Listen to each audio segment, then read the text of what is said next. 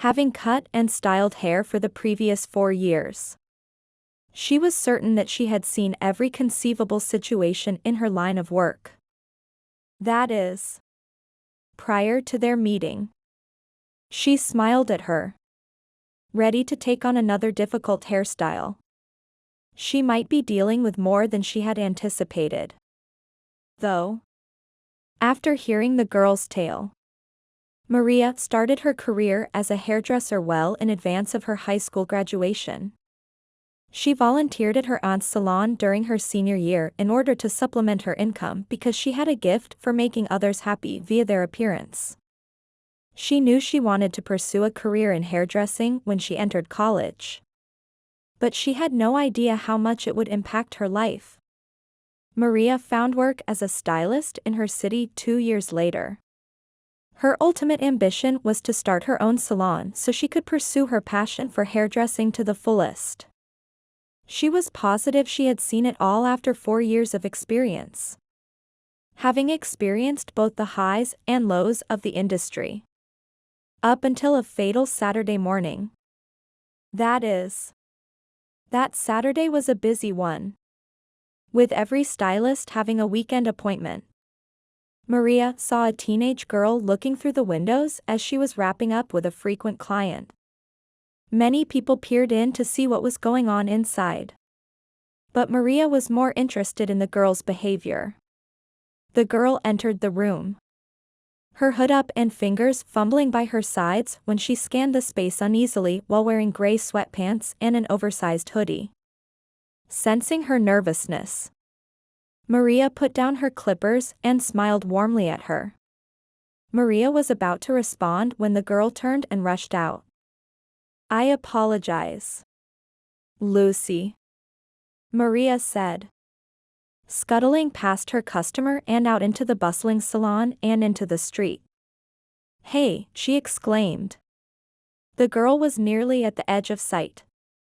Maria urged, "Come back," with a worried tone in her voice. The girl paused and turned around, her lips quivering and panic clearly visible in her eyes. She did not look Maria in the eye. Maria repeated, her expression softening, "Please come back." She had to make sure the girl was okay. Maria questioned the girl as she turned to go. "What's your name?" Maria introduced herself, and the girl murmured her name. "Would you like to enter?" Maria extended an offer. "We have amazing stories and milkshakes." The girl nodded and went into the salon, but Maria could see that she was still uncomfortable. She led her through the crowded room, past stylists, clients, and rows of chairs. At last, the girl lifted her hood, and Maria saw why she had fled. The girl's hair was in a knotted mess from years of neglect, with thick knots. "Why do you want me to cut it?" Maria inquired, knowing that she would have to make time in her schedule for the remainder of the day. With tears in her eyes, the girl answered, "Because it's worthless. I'm worthless." When she spoke, her voice wavered. "Please cut it all off." A reassuring, "Let's take it slow," came from Maria. "Before we use the clippers, we'll use a comb to untangle the hair." "Is that so?" With a puzzled expression on her face, the girl nodded. According to her, the question was, "Why do you care?" The words spoken by the girl broke Maria's heart. "People never give a hoot," the girl ranted. Maria listened when she related the tale of her mother's recent death. A constant shadow had been engulfing her life ever since, and she had been crumbling to pieces. She was so depressed, ignored, and useless that she couldn't muster the energy to do anything as simple as brush her hair. "But why do you want to cut it? What do you think?" Maria inquired. The girl mentioned that school will begin soon. I need a new photo for the semester. And I can't handle the pain of combing my hair out. Upon hearing this, Maria's heart sank. With the assistance of her coworkers, she cleared her schedule for the entire weekend and rearranged her clients. She was so committed to helping the girl get through this difficult moment that she spent the whole day with her, carefully brushing and combing her hair. At day's end, they had simplified the knotted mess of curls into something more manageable.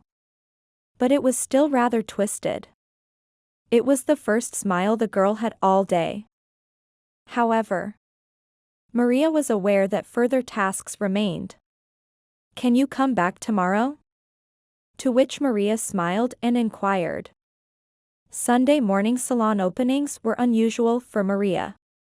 But today was an exception. Even though she had her doubts about the girl's appearance. The following morning, as she opened the door, she caught a glimpse of herself in the mirror. It was Maria who chirped. Come in. As she led the girl inside. The girl had thrown off her sweatpants and hoodie from the day before and was now wearing a loose-fitting blue dress. Now that her dark hair was loose, she appeared transformed. Maria was curious as to whether or not she was happier. She was prepared to resume assisting the girl with her hair right where they had left off. The girl was asked by Maria about her preferred styles and the length she was comfortable with. Despite the girl's shyness, Maria found her conversation partner charming and interesting. While Maria enjoyed their time together and the task at hand, she did detect an issue. Although the majority of the big blobs and matted areas had been taken care of, there was still considerable damage close to the scalp. Maria scowled when she thought about what to do next.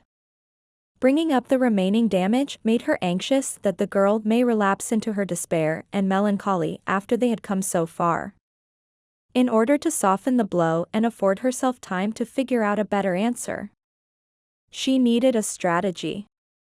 Maria was worried that the girl may get suspicious if she looked down at her head for an extended period of time without doing anything. As she tried to figure out what to do, her thoughts raced with ideas to make the scenario last longer. Maria was afraid that she could turn to cutting if she was unable to find a workable solution. Despite her skill as a hairstylist, her real gift was the extra, invaluable service she provided to her customers. It was logical for Maria to offer additional services to her elder clientele. However, this was a more problematic case because of the girl's problems and emotional burden.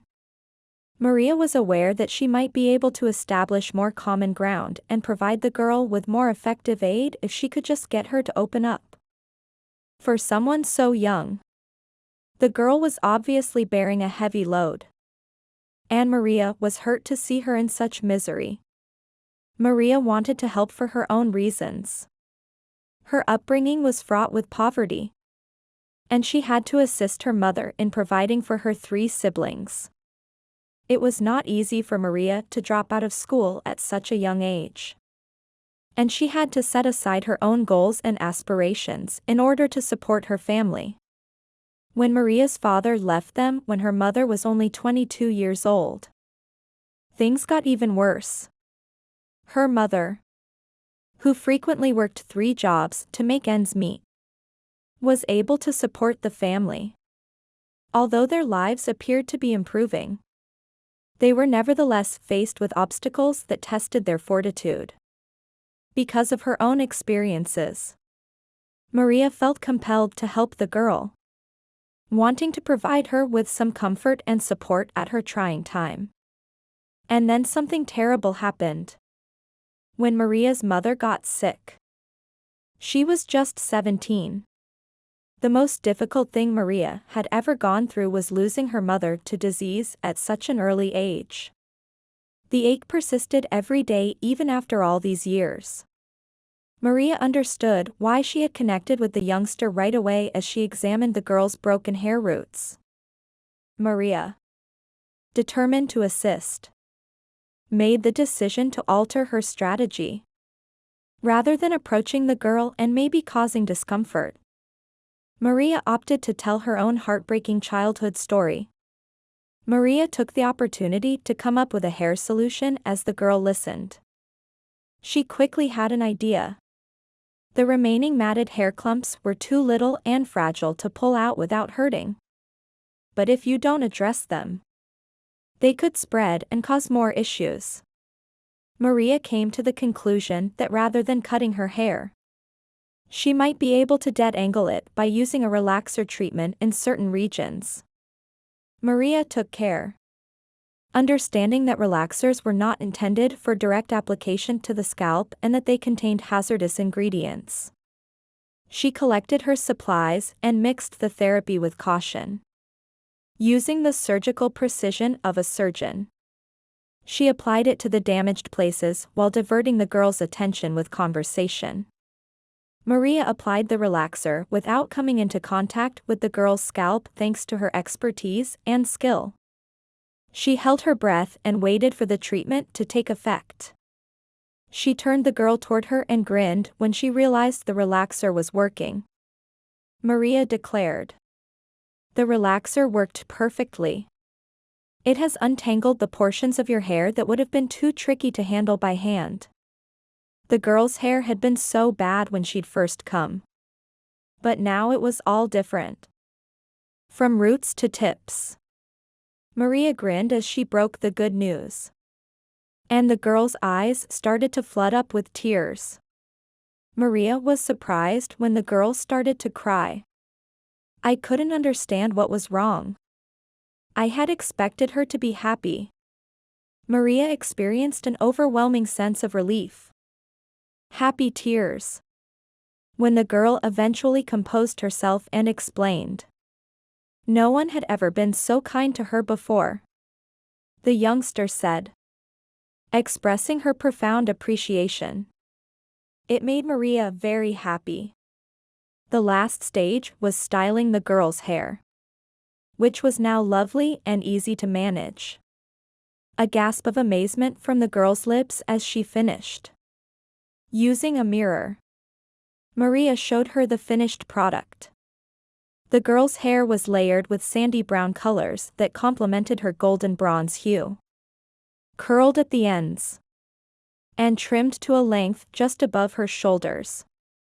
Tears welled up in the girl's eyes as she ran her fingers through her silky, curly hair, a small grin playing on her lips.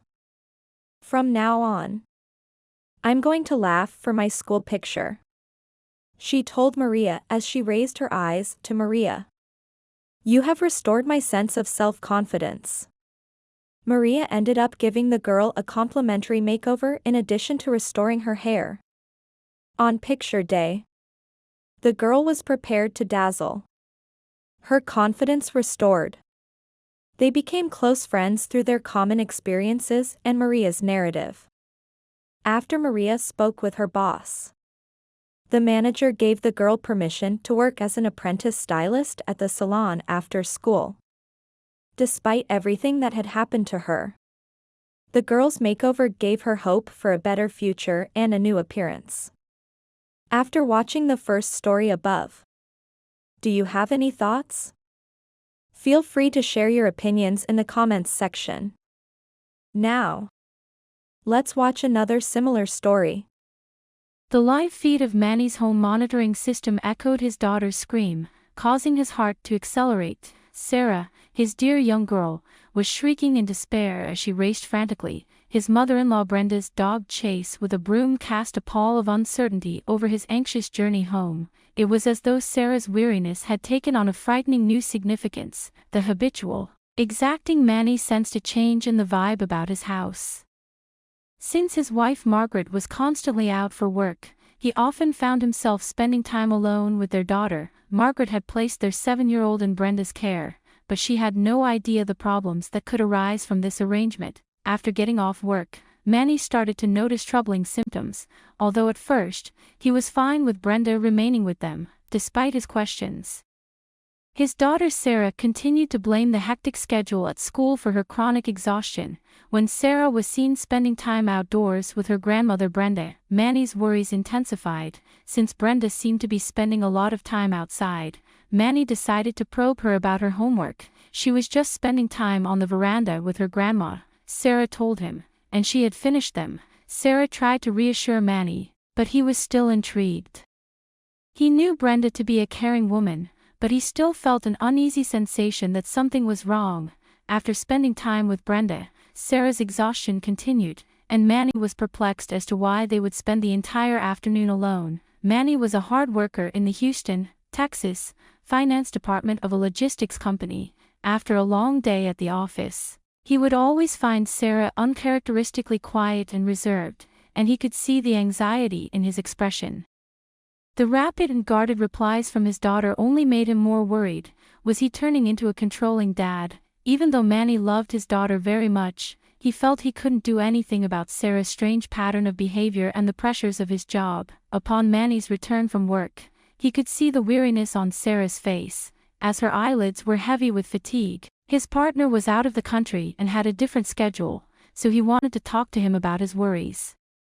Manny was perplexed by Sarah's reserved quiet over her fatigue, so he contacted her school, who reassured him that Sarah was okay during the day, but the unexplained weariness appeared to correspond with Sarah's afternoons spent with her grandmother. Brenda, the mother-in-law of Manny, had consistently irritated him and been an unwanted presence in his life.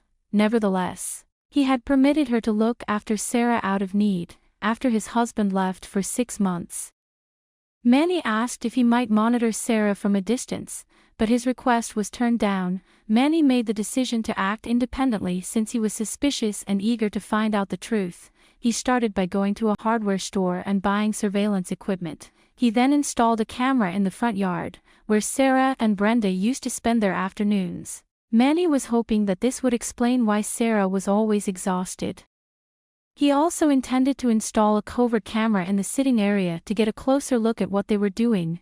He could only do these things at night when Brenda was sleeping because of her presence. Manny resolved to keep a close eye on Sarah and Brenda while he anxiously awaited the outcome. He knew it was wrong, but he thought he had no other option. Manny set up a second camera on Sarah and Brenda's favorite area, the veranda, one early evening while they were attending a nearby event. They frequently found comfort in this serene location. Manny was astonished to find Brenda involved in activities that appeared to sap Sarah's energy. When he later saw the video, Manny felt his skin crawl upon discovering the unsettling conduct captured by the hidden camera. He knew something was seriously wrong.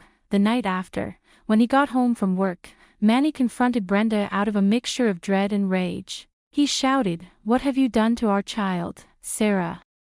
With a sense of desperation, his voice quivered with a strong mixture of anger and fear.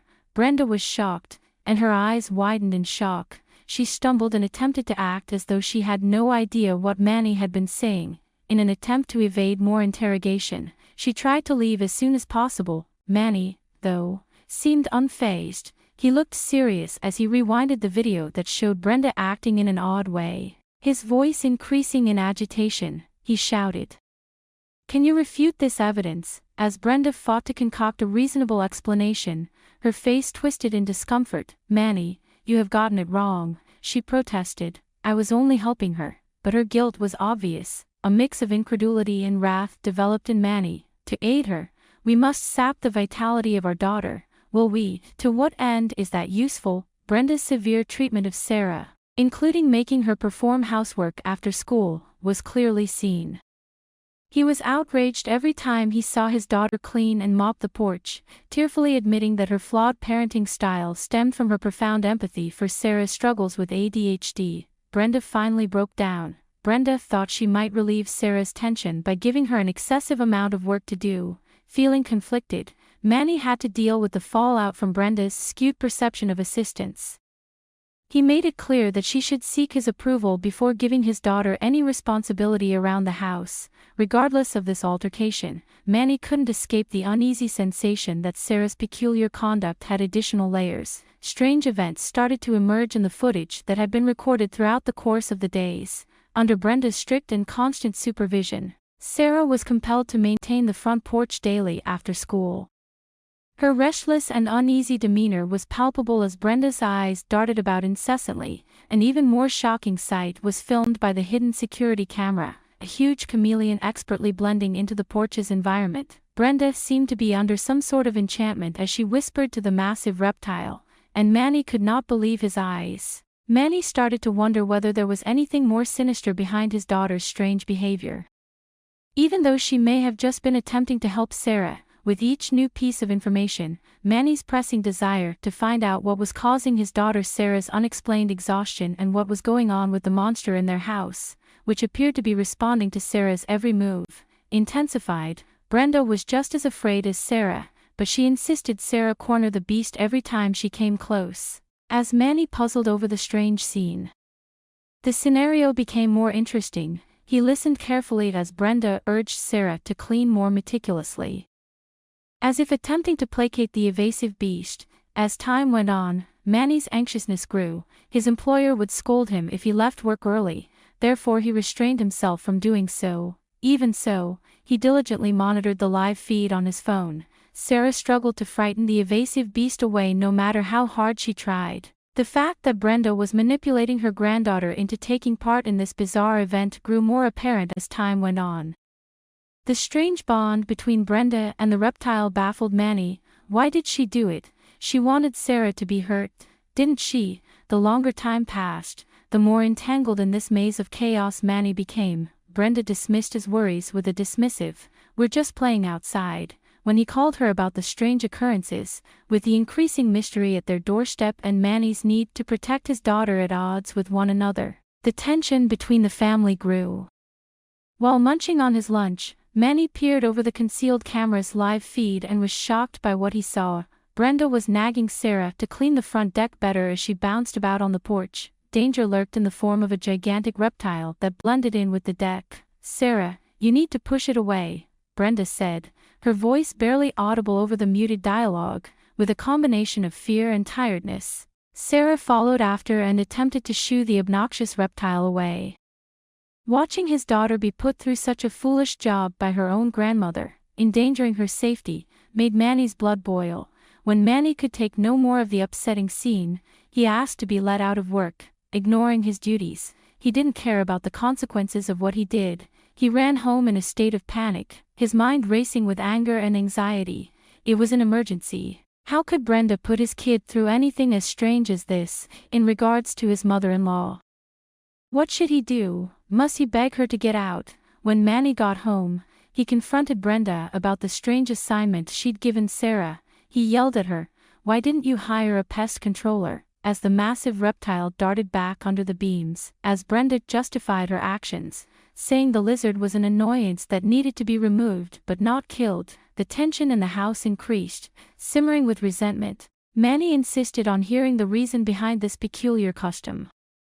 Brenda became evasive as the argument got hotter. She used to be defensive. She was unable to provide Sarah a convincing explanation for enduring this daily struggle. Was Brenda too indolent to do it on her own? Was she coercing her granddaughter into doing chores with candy and sweets? Manny realized something more was going on than a lizard on the balcony. He became increasingly concerned as he pondered whether Sarah's peculiar exhaustion was really brought on by the lizard or whether there was a more sinister, darker truth at play. There were unanswered questions in Manny's head, and the mystery surrounding Sarah's strange conduct persisted, creating a pall over their otherwise typical existence. It dawned on him that he had to locate another caregiver. Manny's heart was heavy with uneasiness as he stood in front of the home and peered into the shadows where the lizard had formerly been hiding, the feeling that there was more to the tale, some elusive reality he was still missing, persisted in his mind. Manny continued to be perplexed by his daughter's odd conduct and the odd bond between Brenda and the reptile, leading him to speculate about the mysteries surrounding his mother-in-law's parenting practices. After watching the stories above, Do you have any thoughts? Feel free to share your opinions in the comments section. If you enjoyed our video, please like, subscribe, and share our channel. That's all about today's stories. See you next time.